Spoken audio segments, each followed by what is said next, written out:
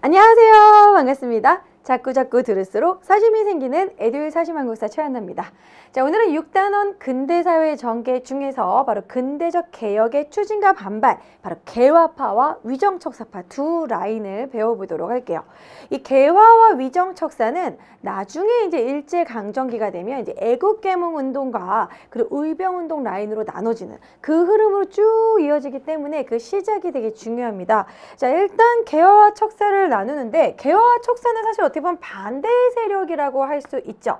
받아들이자라고 주장하는 건 개화인 거고 받아들일 수 없다. 유생층들이 배척한다의 척은 척사입니다. 자, 근데 개화 라인도 사실 두 개로 나눠지게 되는데요. 온건개화파와 급진개화파로 또 나눠지게 됩니다. 온건개화파는 점진적으로, 사실 중국도 막 이런 식으로 외국 문물을 받아들일 때 중체서용이라고 해서 중국의 몸에 서양에 쓸만한 기술만 이렇게 취사 선택해서 이렇게 개혁을 하게 됩니다. 우리도 그런 식의 분위기로 우리의 정신은 참 고고하고 좋은데 서양의 기술만 받아들이자. 동도서기, 동양의 도리, 서양의 기술, 이런 식의 좀 점진적인 개혁을 추진하는 것이죠. 그래서 온건개화파는 대표적으로 김홍집이나 김윤식 같은 세력이 온건개화파라고 할 수 있습니다. 자, 그래서 이들은 주로 어떤 식의 정책을 했냐면 좀 청나라와 친한 친청 4대 정책을 했죠. 약간 친청 4대적인 그런 식으로 이게 정책을 했고, 아무래도 청나라에 의존해서 약간 청나라가 시키는 대로만 좀 개화를 한 온건개화파라고 할 수 있습니다. 그래서 그들의 롤 모델이 무엇이냐면 양무운동이에요. 양무운동. 자, 양무운동은 아까 얘기한 것처럼 중체서용, 중국의 몸에 서양의 기술, 이 양무운동이 실패한 이유는 서양의 무기기술만 되게 도입을 했기 때문입니다. 결국 양무운동 추진했지만 청일전쟁의 패배로 실패한 게 된 것이죠. 그러니까 개혁이라는 게 사실 일본이 메이지 유신은 성공적이라고 할 수 있어요. 왜냐면 메이지 유신은 싹 다 바꿨거든요. 복장부터 교육, 산업, 거기다가 제도까지 입헌군 주제로 완전히 영국을 롤모델로 해서 싹 바꿔서 일본이 성공을 했기 때문에, 그래서 일본이 1차 세계대전 막바지에 가담할 수 있게 된 거고 서구 열강하고 약간 어깨를 겨룰 수 있게 된 것이 메이지 유신 성공 때문입니다. 자, 그런 식으로 급진개화파는 우리도 싹 다 바꿔야 된다. 제도부터 군사부터 교육산업 모두 싹 다 근대화를 완벽히 우리가 주도해서 하자, 이렇게 주장한 게 급진개화파라는 거예요. 그래서 급진개화파는 이름을 알아두면 나중에 갑신정변의 주역인 그 인물이 되는데요. 주로 김옥균, 박영용,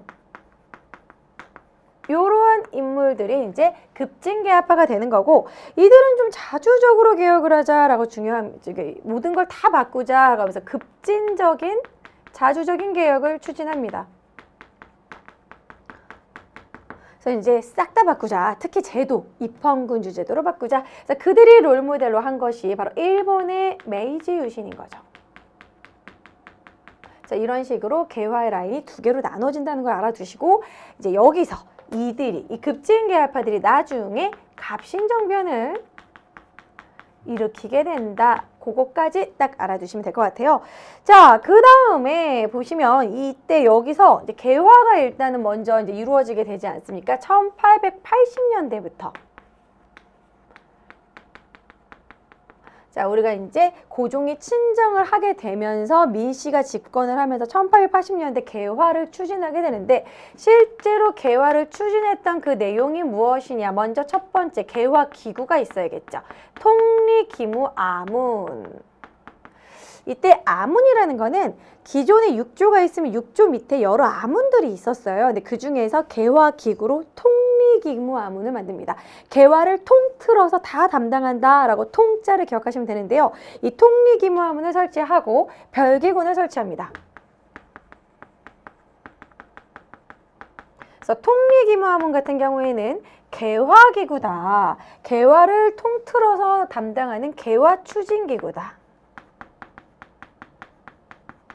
자, 별기군 같은 경우에는 신식군대예요.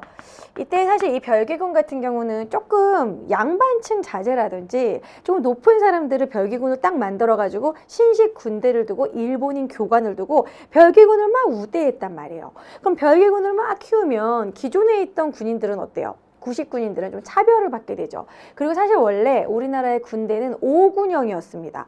5개의 군형이었는데 이거를 2형으로 바꿔요. 5개 군대를 2개의 형으로 바꿨으니까 많은 사람을 잘랐겠죠. 그러니까 구식군인들이 불만도 많이 생겼고 자기네들은 별기군에 비해서 약간 차별도 받고 그래서 그런 부분 때문에 1882년 이모혼란이 일어나게 된 거예요.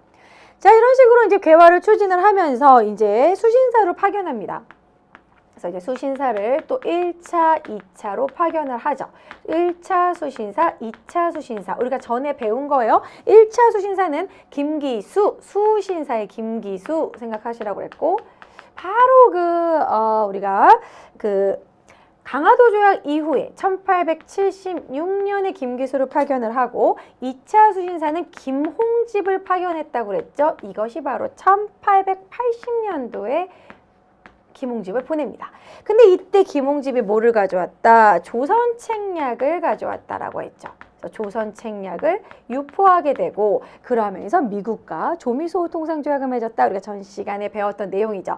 이렇게 수신사를 파견을 하면서 또 이어서 우리가 이제 고종이 우리가 일본에 앞서간 거를 좀 배워오자. 우리도 좀 개혁을 다르게 추진해야겠다 해서 고종이 비밀리에 파견한 게 있어요. 그게 바로 조사 시찰단입니다.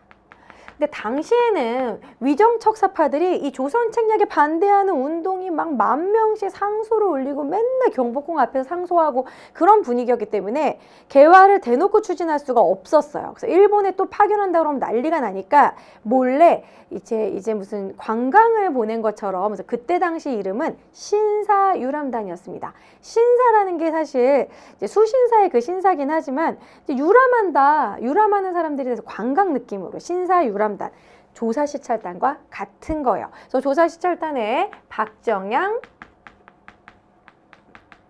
어윤중을 파견을 해서 일본에 좀 앞서가는 문물들을 좀 적어와라. 그러니까 마치 스파이처럼 보낸 거예요. 사실 이런 거는 어떤 거냐면 정조도 김홍도를 이름을 다른 사람의 양자인 것처럼 해가지고 연행사로 청나라에 파견한 적이 있었거든요. 그래서 중국에 가가지고 중국에 있는 장안성이면 막 그런 모양을 김홍도가 몰래 그려왔어요. 그런 그려왔던 그 스케치 도안이 우리나라 수원 화성에 영향을 주거든요. 몰래 보내와서 이런 식으로 스파이식으로 보냈다. 그래서 요걸 기억하시고 이 조사시찰단 같은 경우에는 고종이 비밀리에 이런 식으로 비밀리에 파견했다는 내용이 많이 기출이 됐습니다. 그래서 조사시찰단도 보내게 돼요. 요거는 이제 1881년에. 자, 그리고 또 어디에 파견을 하냐면 이제 청해도 파견을 합니다. 청해는 영선사를 파견한다. 영선사는 청에다가 파견하고 조사시찰단도 역시 일본에 파견한 거죠. 수신사도 일본에 파견을 한 거고 아무래도 우리가 문호개방을 일본에다가 했으니까 강화도 조약 이후로 일본에다가 문호개방을 했으니까 우리 입장에서 좀 황당한 거예요. 왜냐면 일본이 우리나라보다 훨씬 못 살았던 나라였고 그런데 갑자기 일본이 이렇게 근대화에 성공한 그 영향은 무엇이냐 이런 걸 좀 보고 배우자 그런 식으로 이제 개화를 하면서 수신사를 파견하고 수신차라고 썼네요. 수신사를 파견하고 그리고 조사시찰단을 파견을 하게 됩니다. 자, 그리고 나서 영선사를 파견을 하는데 영선사는 청나라에 가서 주로 뭐를 많이 배우냐면 무기 기술을 많이 배워가지고 와요. 그래서 영선사를 파견한 뒤 기기창을 만듭니다. 기기창은 이제 근대식 무기를 만드는 신식 무기를 만드는 기기창을 만들게 돼요. 자, 영선사도 81년에 파견을 하게 되고요. 기기창은 1883년에 만들어지게 됩니다. 자, 그리고 나서 이어서 마지막으로 보빙사 파견하죠. 보빙사는 어디에? 우리 전에 배웠죠. 미국에 파견한다. 그래서 미국에 1883년에 파견을 하게 되고 자, 그리고 미국에 가서 여러 가지 문물을 보고 왔고 대표적으로 6.1준이 보빙사로 파견이 돼서 서유견문을 남겼다라는 거 기억하시라고 했죠. 미국뿐만이 아니라 유럽을 쫙 돌아보니고 견문록, 기행문, 우리가 마르코폴로의 동방견문록 이런 식으로 서유견문, 서양과 이런 유럽 세력들을 보고 온 뒤 견문록을 썼다. 이렇게 기억하시면 되겠죠. 그래서 개화는 요 정도 쫙 정리하시면 됩니다. 이게 다 중요한 키워드들이거든요. 개화 추진했던 통리기무화문, 신식군대 별기군, 수신사는 1차, 2차, 김기수, 수신사 김기수 기억하시고요.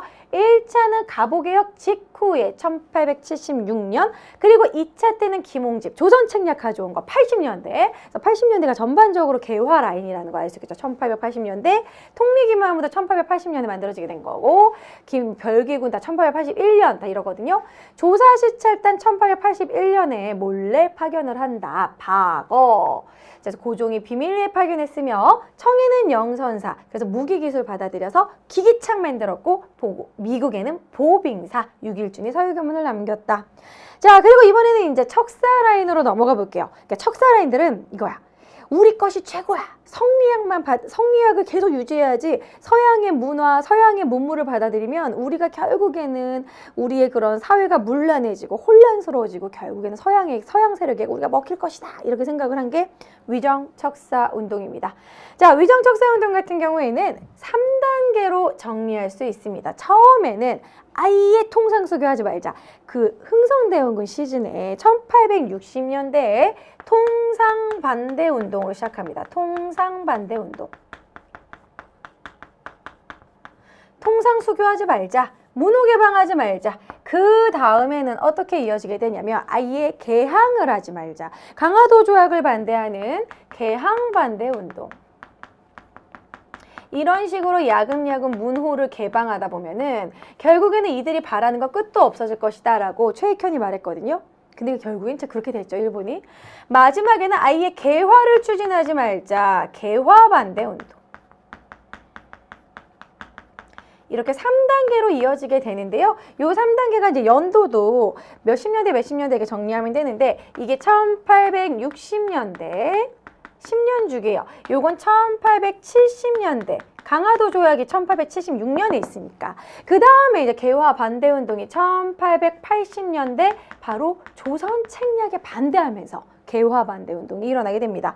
자, 대표적인 인물을 한번 적어본다면 통상 반대 운동을 추진했던 건 이항로가 통상 반대 운동. 한마디로 이제 수교하지 말자. 외국 세력 배척하자. 그것을 무슨 론이라고 하냐면 척화주전론 이렇게 얘기해요. 사실 이런 척화주전론은 그때부터 이어지는 거죠. 사실 우리가 그 병자호란 때 주전론이라고 주화론, 주전론 싸우죠. 외국 세력과 싸우자. 척화, 외국 세력을 받아들이지 말자. 이런 식으로 척화비의 그 척화예요. 척화주전론, 통상 반대한다. 자, 그 다음에 개항반대운동은 최익현이 주장을 하게 되는데, 대표적으로 최익현 같은 경우에는 이때 강화도 조약 때 도끼를 가지고 경복궁 앞에서 도끼로 내 목을 치라고 하면서 지부복궐상소라고 해서 지부상소를 합니다. 지부상소는 뭐냐면 내 상소문을 이제 읽어보고 이게 문제가 된다면 이거를 들어줄 수가 없는 상황이면 내가 내 목을 치겠다. 나는 그 정도로 떳떳하다고 하면서 자기의 목숨을 담보로 강하게 상소를 하는 걸 지부상소라고 합니다. 그래서 최익현이 지부상소를 이때 하게 돼요. 개항하면은 우리 끝이다. 일본에게 개항하는 순간 야금야금 얘네들 침투할 것이고 결국 나라를 잃게 될 거라고 했지만 최소 예언자, 예언글이 돼버린 거죠. 그래서 개항반대운동, 그래서 최익현이 뭐라고 했냐면 외놈이나 양놈이나 똑같다. 외양일체론. 서양 세력 반대뿐만이 아니라 외놈도 반대다. 외놈이나 양놈이나 외양의 일체론을 주장하면서 이때 지부상소를 하고요. 개화 반대운동은 이 조선 책략에 반대해서 이것에 반대하면서 일어나게 됩니다. 그래서 대표적으로 이만손의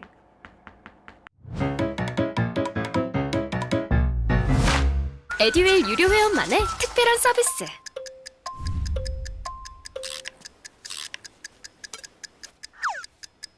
하치하차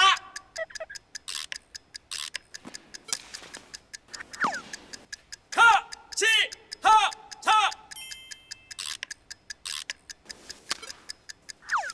정답! 같이 하자 친구야. 에듀윌 유료 회원.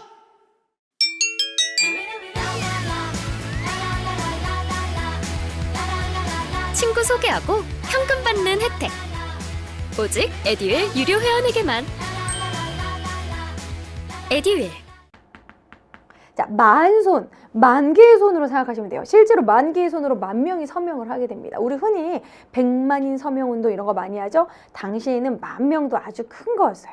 물론 여러분들 유튜브 10,000명 그 구독자 만드는 것도 힘들잖아요. 그런 식으로 10,000명의 유생들이 상소문을 올린 영남 만인소, 영남 지역에 10,000명이 소를 낸다. 그래서 명남 만인소입니다. 이 만손, 만인소 비슷하잖아요. 그래서 이 10,000명이 소를 올린다. 10,000명의 손으로 서명했다. 그래서 이만손 이름 기억해 주시면 되겠습니다. 자, 이들은 주로 이게 조선 책략의 반대에서. 조선 책략 반대. 무슨 우리가 미국이랑 손을 잡느냐, 안 된다, 이런 식으로 개화를 반대하는, 조선 책략에 반대하는 영남 만인소, 이런 식으로 척사 라인은 60년대, 70년대, 80년대로 이어지고요. 처음엔 통상 반대, 두 번째는 개항 반대, 80년대는 개화 반대, 이런 식으로 대표적인 인물 이항로, 최익현, 이만소, 요렇게 딱 기억해 주시고요.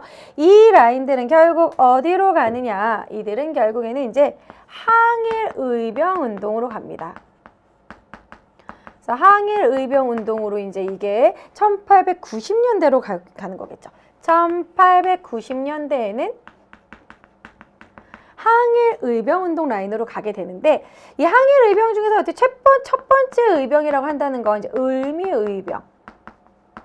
을미의병이 일어나게 되죠. 이건 1885년에 일어나게 되는 건데, 이 1895년 을미의병 같은 경우에는 1895년 바로 이제 을미사병과 단발령, 나중에 다 배울 거예요. 을미사병과 단발령 때 이때 대표적인 인물 뭐 유인석, 이송, 이런 인물들이 이제 처음으로 의병을 일으키게 된 것도 항일의병운동, 위정척사 라인이라는 거죠.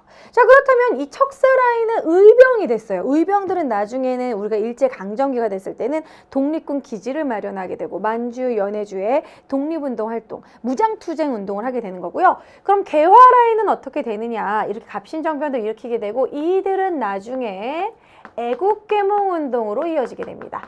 애국개몽운동이라는 건 뭐냐면, 우리가 사실 독립운동이 몸으로 싸우는 투쟁, 막 싸우고 이런 것도 있지만 펜으로 하는 독립운동도 있을 수 있잖아요. 교육, 산업, 뭐 이런 식으로 부국강병하자, 그런 식으로 해서 애국개몽운동으로 이어지게 됩니다. 그래서 개화 라인은 애국개몽운동으로, 척사 라인은 의병 라인으로, 의병 다음에는 그 뒤로는 이제 무장독립투쟁으로, 이렇게 정리하시면 돼요. 그래서 이게 계속 이어지는 라인이기 때문에 꼭 반드시 아셔야 되고, 개화의 두 세력, 급진파들이 결국 갑신정변을 일으켰다라는 부분, 개화 추진 내용, 통리기무함은 별기군, 너무너무 중요합니다. 80년대 키포인트, 통리기무함은 별기군, 수신사 1차, 2차, 1차가 김시수, 이거 은근히 연도 문제가 많이 나와요. 1차가 김기섭 76년 강화도 조약 직후, 그 다음에 김홍집은 1880년에 딱 조선 책략을 가꾸게 되고, 그것에 반대하면서 이만손의 영남만인소로 이어지면 되는 거고요. 그리고 조사시찰단 고종이 비밀리에 발견했다는 게 중요하고, 영선사, 청에는 영선사 기기창을 만들게 된다. 그 다음에 미국에는 보빙사 파견하고요. 83년인 이유는 1882년에 조미수호 통상조약을 맺었으니까 조약 맺은 다음 해에 미국으로 보낸 게 보빙사. 6.1준의 서유견문, 이때부터 써지게 된 것이다. 자, 그 다음에 척사 라인은 60년대 통상반대, 대표적으로 이항로 척화주전론, 70년대 개항반대운동, 문호 개방하지 말자, 최익현이 막 도끼를 들고 외양일체론 주장하고요. 1880년대에는 개화반대운동, 그래서 이 조선 책략의 반대에서 영남 지역의 10,000명의 유생이 상소를 올리는 영남만인소. 자, 그리고 이제 90년대는 항일의병운동으로 이어져서 대표적인 첫 번째 의병, 1895년 을미사병과 머리 단발령에 반발해서 이제 을미의병 일어나게 된다. 요렇게 개화와 척사를 정리하시면 되겠습니다. 여러분 반드시 필기하시고요. 이 두 흐름을 완벽하게 파악을 하셔야 돼요. 특히 이 부분에서도 역시 개화에 관련된 그런 키워드들, 대략의 연도 체크해가지고 연표 문제가 나온다던가, 개화 추진과 관련된 내용, 별기군, 통리기무함은 통리기무안에 12사를 두었다. 요즘은 그 정도로 좀 자세하게까지 나오는 부분이기 때문에 반드시 알아주셔야 되는 부분입니다. 자, 정리해 보도록 할게요. 교재 펼치시고요. 이 부분에서 개화파부터 한번 줄쳐보도록 할게요.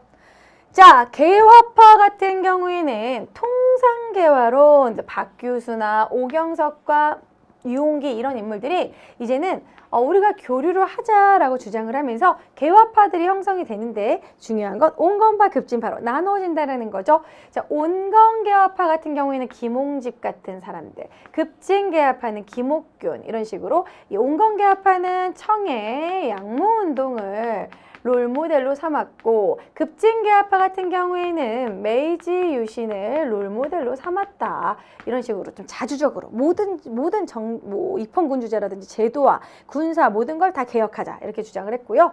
자, 개화 정책 어떤 식으로 추진이 되었느냐? 개화 정책을 살펴보면 통리기무하문, 통리기무 안에 12사가 있었어요. 그래서 통리기무하문과 12사를 설치했다. 12개 종류의 거기 보면은 우체사도 있고 이런 식으로 무슨 사 이런 식으로 12개가 나눠 있어요. 통리기무하문.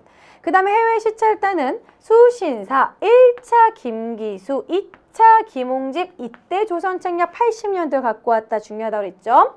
자, 조사 시찰단 몰래 조사하고 시찰하고 이제 쓰게 한 거야. 비밀리에. 자, 그래서 비밀리에 일본에 파견을 했다. 고종이 박정양, 어윤중. 자, 영선상 같은 경우에는 김윤식을 파견을 하는데 청해 무기제조법을 받아들여서 기기창을 만들게 됩니다. 83년 기기창. 보빙사는 83년에 미국에 미국에 보내게 되죠. 조미수 통상조약 이후에 파견하게 됐고 6.1준이 갔다 와서 서유견문을 쓰게 됐다라는 거. 여기까지가 개화라인. 이번에는 척사 보겠습니다. 자, 척사라인은 60, 70, 80, 90년대로 분위기가 달라지는데요. 먼저 첫 번째 60년대 같은 경우에는 아예 우리가 교류하지 말자. 통상반대운동. 대표적으로 이항로나 기정진을 들 수 있고요. 척화주전론, 무조건 싸우자, 배척하자 이런 식으로 척화비 만들었던 그 시기. 요 시기가 이제 연도 잡을 때 척화비를 막 세우고 그런 흥선대원군 집권기가 1866년 병인박해 그 라인이잖아요. 60년대구나. 그렇게 딱 생각하시면 되겠고 70년대에는 개항반대입니다. 우리가 문호 개방했던 강화도 조약이 1876년이거든요. 그래서 그것에 이제 막 대항해서 최익현과 유인석, 대표적으로 최익현이 이제 외양일체론을 주장합니다. 외놈이나 양놈이나 똑같다.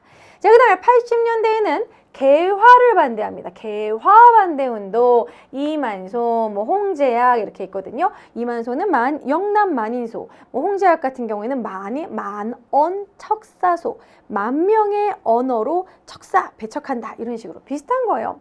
그래서 조선 책략에 반대를 합니다. 그래서 많은 사람들이 상소를 올리게 돼요. 개화 정책 추진 반대. 대표적으로 이만소의 영남 만인소, 만명의 상소를 올리게 된다. 자, 그 다음에 1890년대가 되면 이제 의병운동으로 넘어가게 되고요. 대표적으로 유인석과 이소응, 의병전쟁으로 발전하게 되고 대표적인 게 1895년 을미의병이 최초다. 최초의 의병, 을미의병.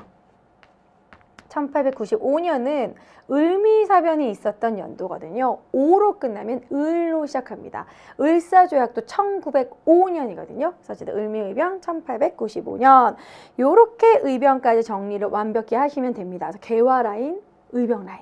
자, 그래서 개화라인, 척사라인. 개화는 애국계모운동, 의병은 나중에 결국에는 이 척사는 의병이 되고 나중에는 항일 무장투쟁으로 넘어가게 된다는 거. 두 가지 딱 나눠서 정리해 봤고요. 자, 이런 식으로 되면 어떻게 문제가 나오는지 한번 살펴보겠습니다. 요거 조금 3점짜리 문제 54회 기출에서 조금 어렵게 낸 부분이거든요. 한번 풀어보도록 할게요. 꼼꼼하게. 32번 가나 사이에 있었던 사실로 옳은 것은, 자, 여기 보시면 수신사 김기수. 자, 수신사 김기수죠. 그럼 1차 수신사라는 걸 알 수 있습니다. 여기다가 1차 수신사라고 쓰고 1차 수신사는 강화도 조약 직후예요. 그래서 이제 1876년입니다. 자, 그래서 왕이 말하였다. 전선 활용과 농기계에 관하여 들은 것이 없는가? 저 나라에서 이 세 가지를 제일 급하게 힘쓰고 있다고 하는데 어떤가? 우리가 받아들일 게 있느냐? 이런 식으로 김기수가 과연 그러였습니다. 어쨌든 김기수니까 1차 김홍집이 아니잖아요. 그러니까 1876년. 그 다음에 나에 보면 어윤중 나옵니다. 아까 나왔었죠. 박정양, 어윤중을 비밀리에 고종이 보냈다. 그래서 왕에게서 받은 봉해진 서신을 열어보니 일본 조정의 논의와 전국의 형세, 풍속, 인물, 교빈, 통상 여러 가지를 염탐해라. 몰래 지금 스파이로 보낸 거예요. 누가 보냈어요? 고종이.